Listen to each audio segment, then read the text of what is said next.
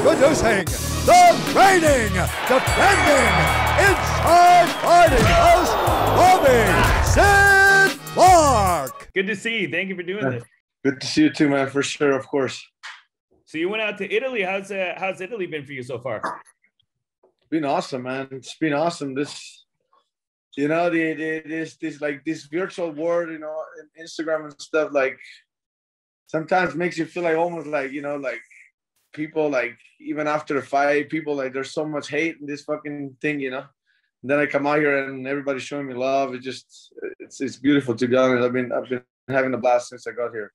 I was gonna say, man, and I was even thinking about that because I was just looking on your Instagram the other day, and saw that you posted. You were all, I don't know if it was Versace what you were wearing, but you had some good clothing on. You're in Italy. I'm like, man, you were literally. I was trying to think of any other Italian fighters who were on your level, and I'm sure you've inspired so many people. But you're like the first to do it that big. You know what I mean? Like there's nobody even. Yeah.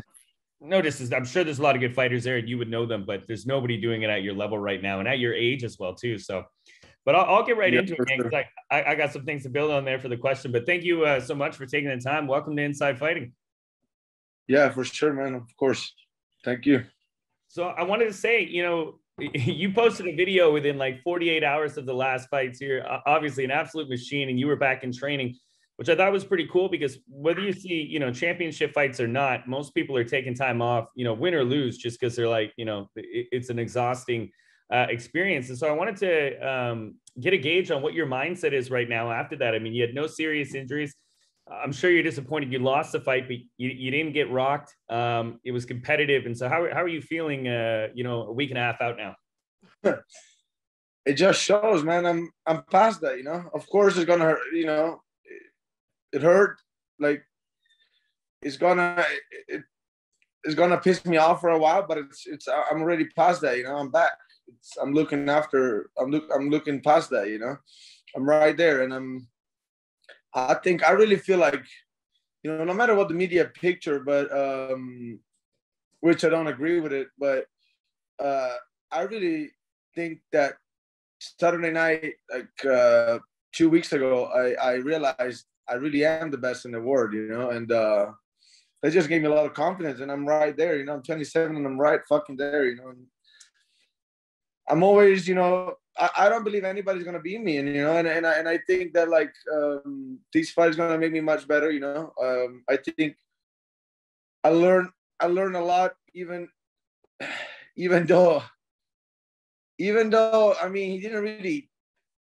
I mean, I definitely have to address a couple mistakes that I did, but overall, there isn't too much wrong that I actually did, but despite of that, I'm still going to learn a lot, because one thing that he did very good, I think, is like, you know, playing the crowd a little bit. He knew like he had the crowd with him, and he really played.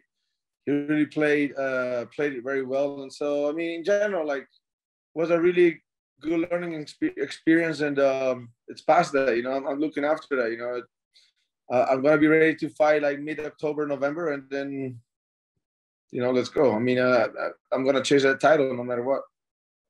Yeah, that's great, man. I mean, you brought up a good point. Like, you see what Israel does to some other opponents. You see what you do to other opponents, right? So, I mean, it's both your fights, whether it was the first fight, the second fight, are extremely competitive fights, right? And yeah. And honestly, you've never been rocked, seemingly, right? But you're right there in at 27. She was saying that later before I got on there. I was talking to a buddy, and I was like, you see most people's athletic prime, especially in fighting, with the exception of heavyweight, between 28 and 34.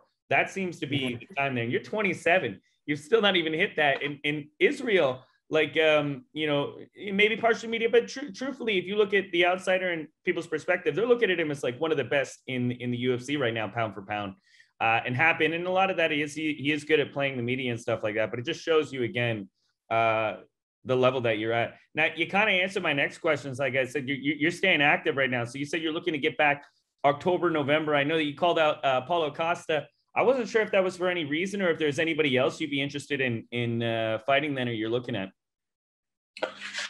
Because for some reason he's still number 2, and I think it's a great matchup for me, you know. Like, he matched out really well for me. I think I would just destroy that guy, you know. I would just, like, murder him, to be honest. And I think, and one thing that I'm gonna do from now on, I'm really gonna go for that finish way more. You know, I really will. I really will. I'm gonna cross that line more and more, and you know, I can't let it in the judge's hand anymore. You know, I will do it. I'll really work on that, and I'll work on like building that like crossing that line more and more and more, and like finishing people. And obviously with the type of people you're fighting, and then just Israel again, like you said, it gives you more confidence to know where you're at. So you're like, you know what, I'm gonna do that's the thing, man. Like I know, like nobody will hurt me.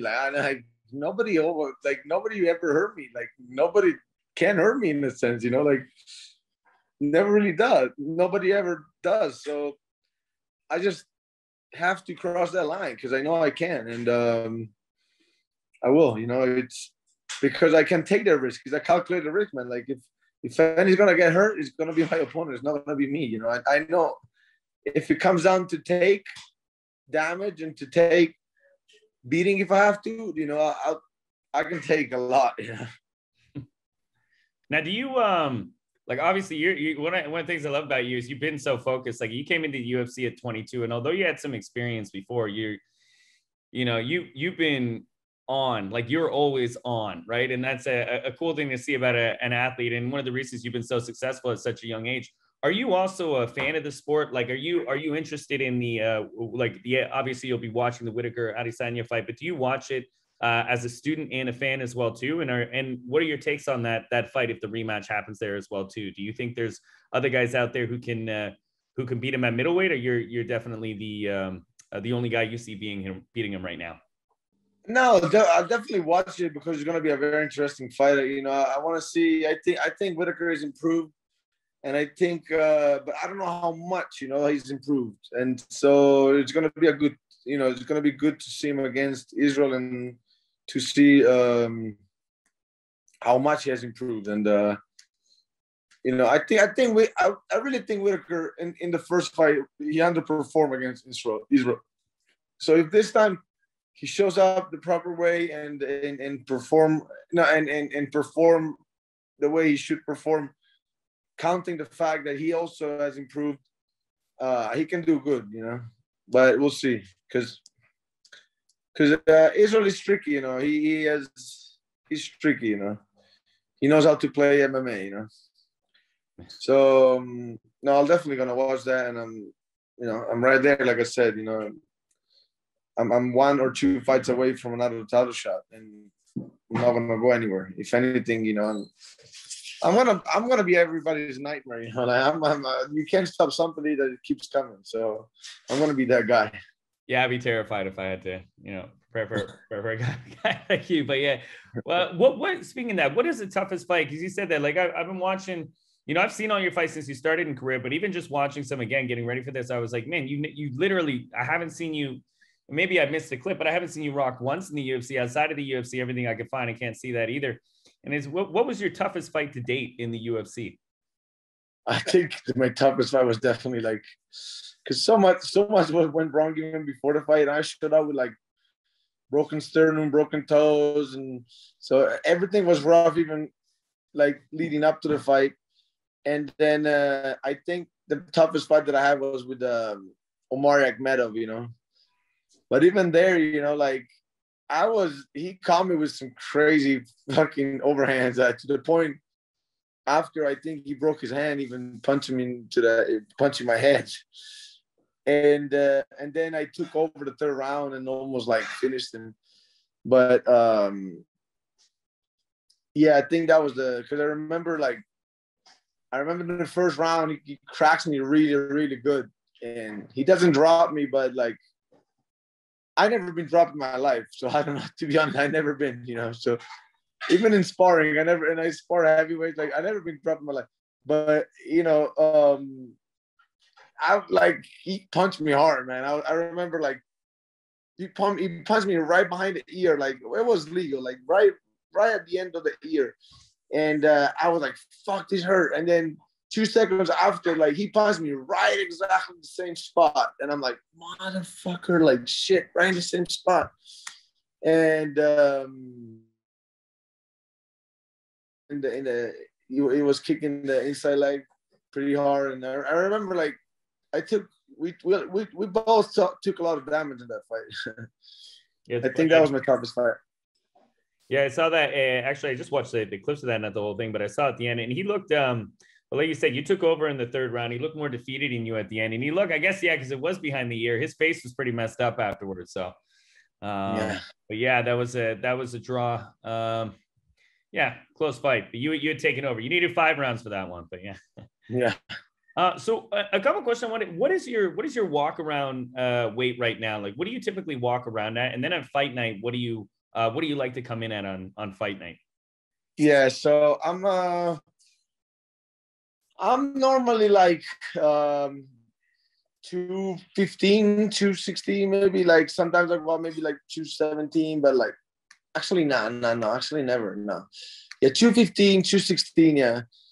And then when I start like getting like, 8 to 10 weeks out, I start being like already like 212 to 212, around 212. And then I start cutting, and then I bring it down, and I have a great nutritionist.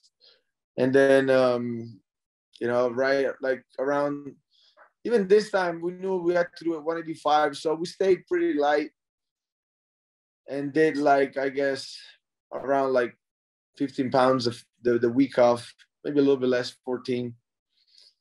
And then maybe around like 10 pounds the day before, like the morning off. But like maybe like three pounds the day before, and then wake up like early before the weigh-ins and did the rest. So pretty much that. But then we do, like, my nutritionist does a hell of a job of recharging. So I go back to basically 207, 208. Yeah, that's one of the things the commentators are saying. I know it's physically you look great, but you always look great. Man, yeah, but I know where they were trying to go with that shit. Like, and I kind of didn't even like that, to be honest, because it's funny because Paul Felder and these guys, right? They, before the fight, sometimes that the day before the fight, you go down and you talk about like some of the stuff that you've been doing, or if you change anything in the camp and stuff. So you talk to the commentators so they know what to talk about. And it's funny because I always go down and I talk about stuff and I tell them what I've been doing, this and that. And they ask you things. And nobody asked me about like, oh, did you put on weight, things like this. Nobody brought it up. And then it's funny because like he goes out and we didn't even talk about it, and he just makes it up, like, and he's just say, oh, I think you could like put on more weight and stuff. It's like, what the hell are you talking about? I'm always at that weight. I'm like always like 206, 207 in the fight. And, Yeah, it could be. It might have been a compliment too. I know Paul Felder's been training for a triathlete, so he's getting smaller. So maybe you look bigger right now, right? So, but no. I don't know, because I don't know, it's I kind of see where they were trying to go, I think, but whatever. The game plan, yeah. Okay. So wait, so 207, that's 207, 208 for fight time. Now, another thing I like to ask, because a lot of people are obviously curious. You guys are, the best, most in shape athletes in the world. Do you stick to, and this fascinates me because some people are super strict with their diet, some aren't. Do you stick to a specific diet year round? And like what, like during training camp, can you map out like your day, like what your rough diet is in a training camp, Monday, like breakfast, lunch, dinner kind of? So my nutritionist does a great job on like not cutting calories too much. I mean, he, it's actually not easy because he keeps your metabolism high, especially the days that you don't train. He really takes away the carbs, so your metabolism is actually working hard, and then you take off a lot of and then when you don't train, he actually cuts the calories. But he always makes a great job on like giving you carbs and calories whenever you train, because it's about performance at the end of the day. Everybody can just cut calories and just like, you know, and you're gonna lose weight, but then you're gonna lose weight, and then you're gonna get stuck at one point. You're gonna have to always cut calories more and more and more, and it's not the right way to do it, I think, you know. But so overall, you know, like it's just depending on the training, always making sure that like whatever you burn, like whatever like you use in the training, then you refuel, you know. And then but at the same time you do have to cut weight. But I train twice a day every day, so it's not too hard. Like you don't have to go too low with the calories if you do it properly to still cut down, you know. So overall, I mean, I could wake up in the morning and sometimes have like some carbs, you know, some like cereals. I like milk. Sometimes I just like have milk and cereals in the morning. I try to have like some good granola and stuff, and I just go like milk and granola.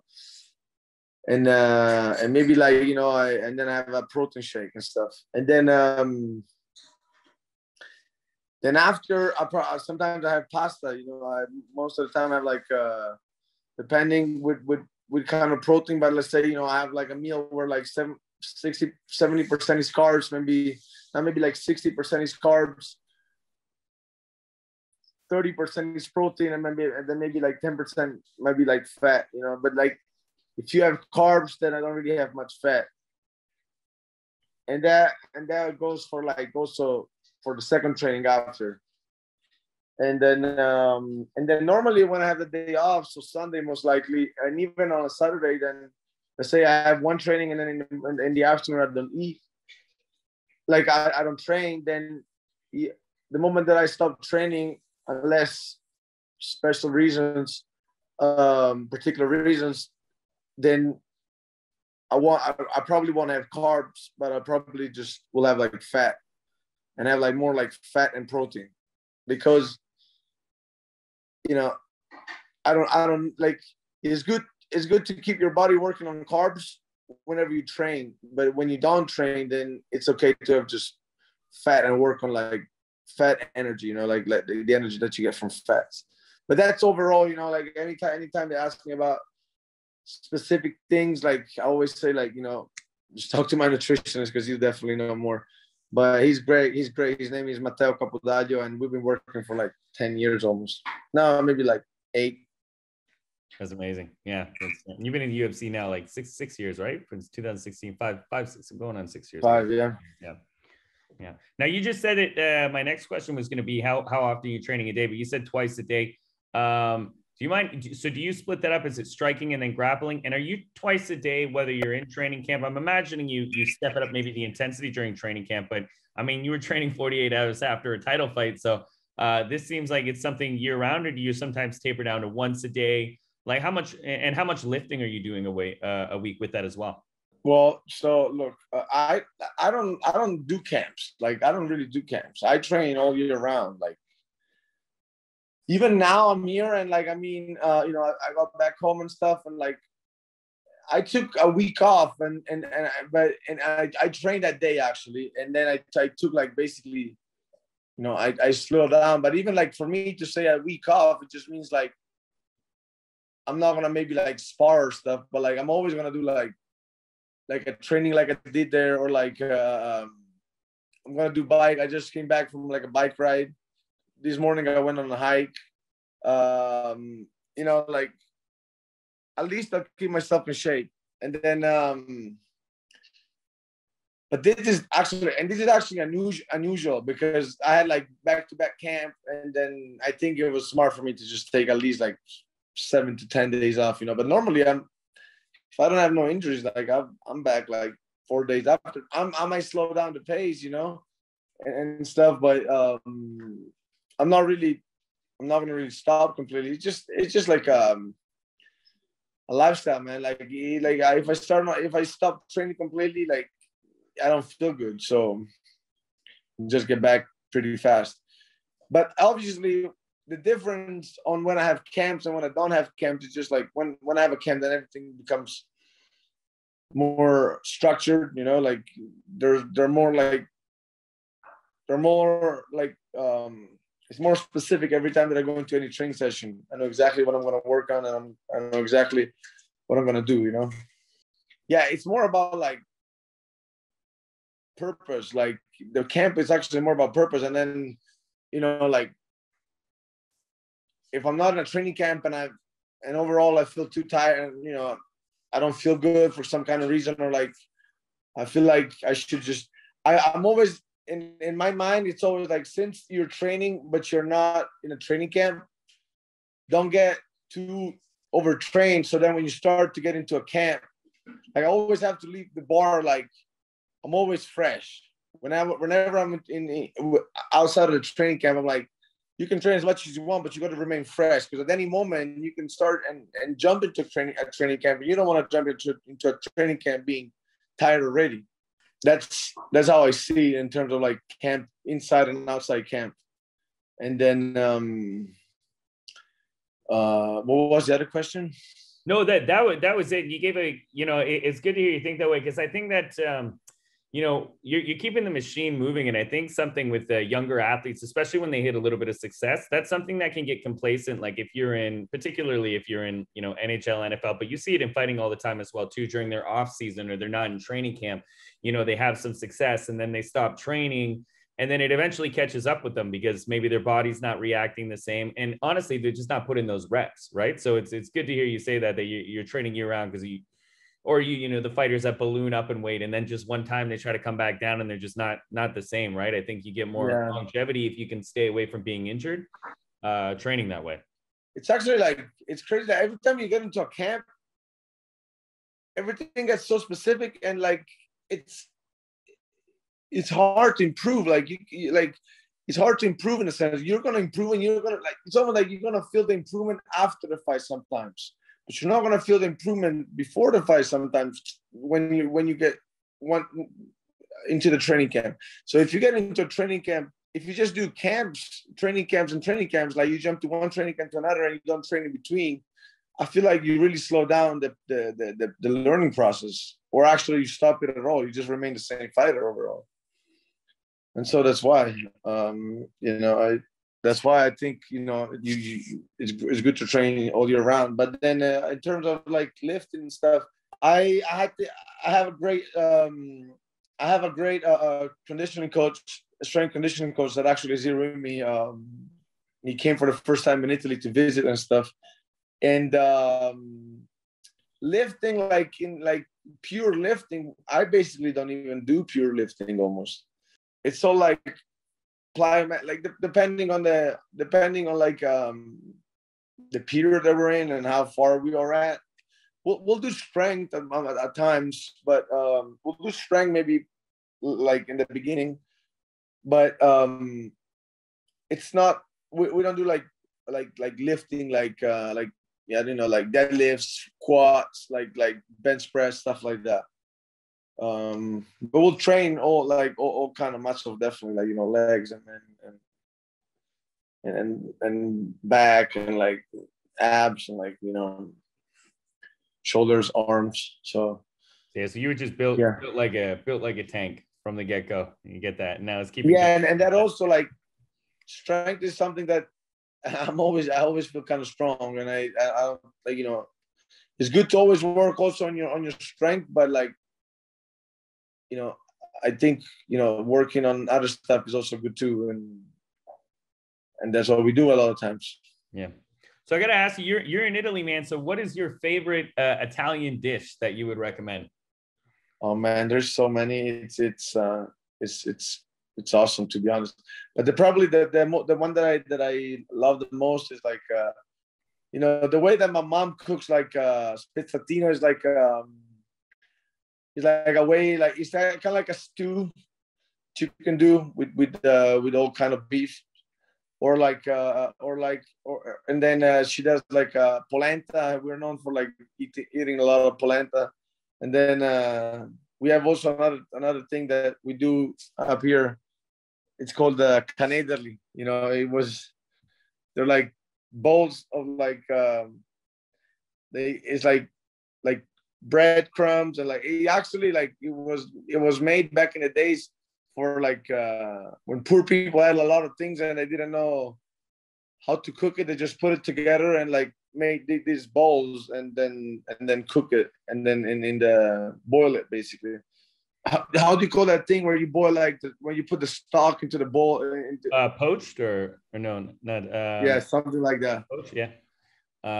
Yeah, I don't know. My favorite meals. I'm not Italian, but my favorite meals growing up were my mom's lasagna and spaghetti. Right, so it's those you guys have a ton of staples and those are the generic ones, but there's so much there. That's why.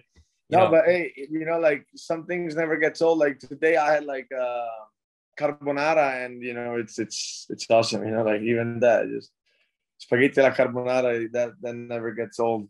In there. And so what is speaking on that, what is your favorite cheat meal, or do you have one after you finish a fight? Is there something you're like, I'm gonna have this because I've been disciplined for a couple months? Do you have any cheat meals? Or you know, like a lot of times even during camp, like there's gonna be days where I can have pizza or like, you know, stuff like this. So you know, overall, like if the diet goes smooth and stuff, I'm able to kind of like have a lot of variety in my diet, and that's the most important thing in a diet, I think. You know, a lot of times it's not about even being hungry. It's actually about being like craving foods. A lot of times it's like, oh, you see that and you can't have it, and then start like building on you, you know, like especially if you're Italian, I would find like all the food. Yeah.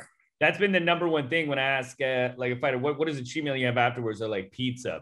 Everybody's pizza after the fight, right?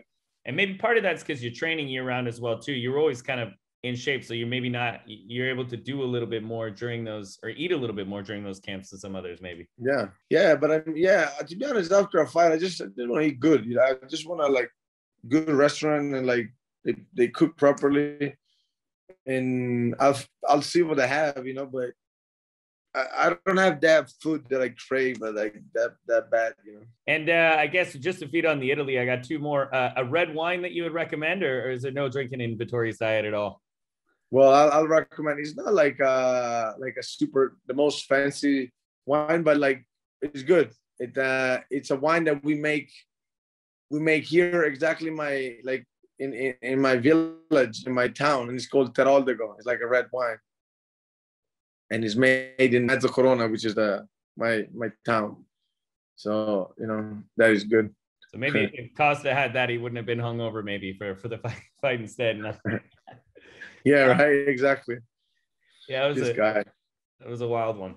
Last question I wanted to ask you, do you have any top dream fights outside of your weight class, or any fights that you would like to see in the UFC, outside the UFC, but like what are some dream fights that you're like, man, I would really like to see this as a fan and student of the sport? Not about me, it's somebody else, right? Yeah, outside of your weight class, yeah. Well, Ngannou and John Jones is something that I would like really like for sure. Like I would enjoy watching that. And then I wanted to watch who was back in the days. Back in the days, I wanted to watch like who was the because I had like some heavyweights. Who was the heavyweight champ in back in the days of the UFC?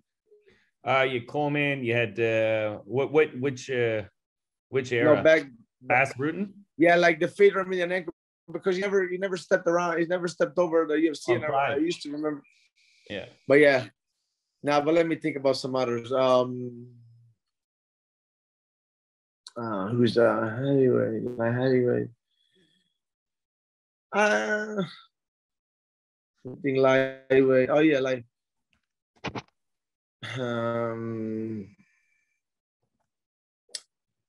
let me think now. The heavyweight champions, they come. Stipe was the longest reigning at 3. I'm trying to get a list. Yeah, no, Stipe, yeah, but not before. I don't know. I'm looking forward to see TJ and Corey Sanhagen. That's a good fight. Yeah, Corey Sanhagen's look very, very impressive. We got Random and Randy Couture, Josh Barnett, Rico Rodriguez, Tim Sylvia. That's Frank. He was yeah. Bunch of this. No, the Fedor was better than those guys. So I don't know, bro. Like, to be honest. Honestly, that was a good one right there with John Jones and Francis Ngannou, right? I think the whole world's looking forward to that if they can put that together, just because you have the longest reigning champion against the, just Francis, who just looks, just incredible. His knockout power has been, just amazing, and he seems like he's constantly improving as well too. So. Yeah, Marvin, listen, I really appreciate you coming on. I've been looking forward to this, and I'm honestly been a huge fan of yours since you came in. I remember watching your debut at I think you were 22 at the time, and it was just, you knew you had a lot of potential, and you're still so young, haven't even hit your prime. So I'm excited for you, and I appreciate you taking the time out of your day to come on Inside Fighting, man. Of course, man. Thank you very much. Sorry for being late, also. Oh, no worries, man. Like I said, I was just watching your videos, getting hyped, so I'm gonna go. Where you live in California? No, I live in Canada. So I'm in Canada, but I've been in the States for a bit, and I'm gonna be going to the Conor fight. So I generally go to a few events a year. But Inside Fighting, I have a couple of other businesses outside of this. But Inside Fighting was an old media outlet. I'm not sure if you remember it, but it was like 7-8 years ago. It was pretty big, and then they just stopped posting content.